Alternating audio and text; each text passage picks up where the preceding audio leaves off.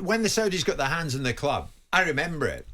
All sorts of headlines. Mbappe, he could be the first signing. Yep. And then what will happen? Will there be little cliques if these, high-profile, massive name signings come into the club? What will happen to some of the players who are already there? They haven't done it that way. They haven't been Johnny Splattercash. Longstaff saying to Ellard there, we're a mellow group. We're not getting ahead of ourselves.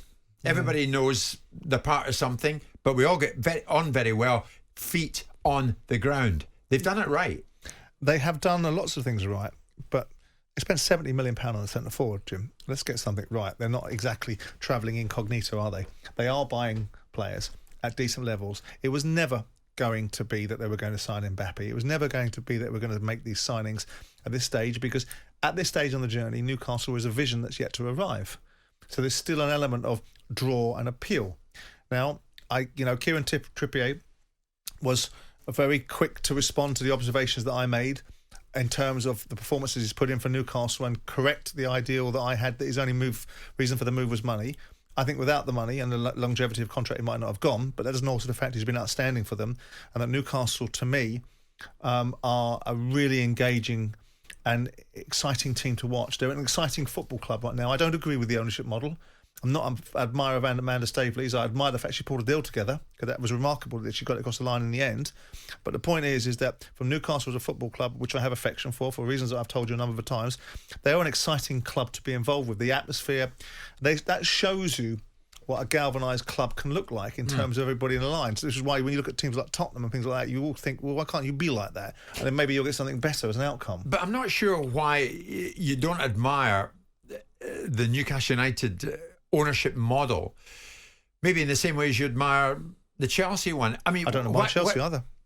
Well, what is it? What's to be admired about Chelsea? It's the lesser of two evils. What's to be admired about Chelsea? Well, you admire Newcastle less than you do Chelsea, right? I don't. Not true. That's not true too either. I think Chelsea set the financial future of football on fire with Roman Abramovich and his profligacy and his desire to build something for his own reasons. I think the race to the bottom economically was started by probably Jack Walker, superseded by Roman Abramovich. But you're not as critical of Boli as you are of the Saudis. I am critical. I think it's a ridiculous amount of money he's spending. I'm not critical of his attempt to rationalise it by putting people on longer contracts and think his way through the conundrums of having this ridiculous amount of money to spend. I don't think it's admirable. I don't think it's great to watch Chelsea spend £445 million on the season and set that as a blueprint for everyone else to follow. I don't have a problem with Newcastle. I think their buying and their resources that they've used have been brilliant. They've galvanised that club. They've the 95% of the appointments that they've made and choices that they've taken have been absolutely excellent. But what I wasn't going to allow you to do is paint a picture that they'd all done it on the basis of economical thinking. They spent £70 million on a centre forward.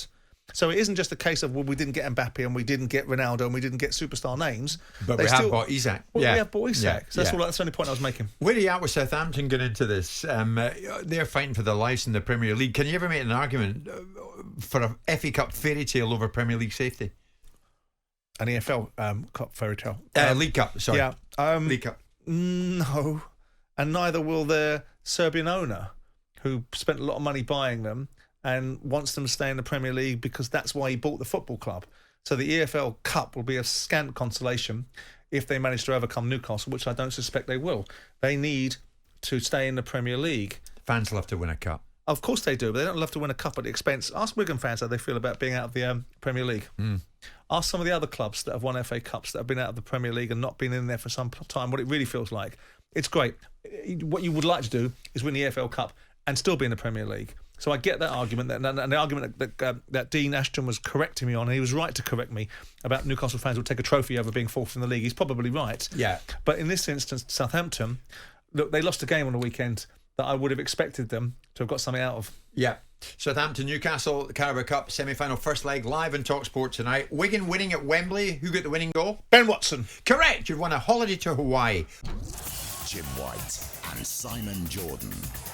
Monday to Friday mornings from 10 on AM, on DAB, via the talkSPORT app and on your smart speaker. talkSPORT.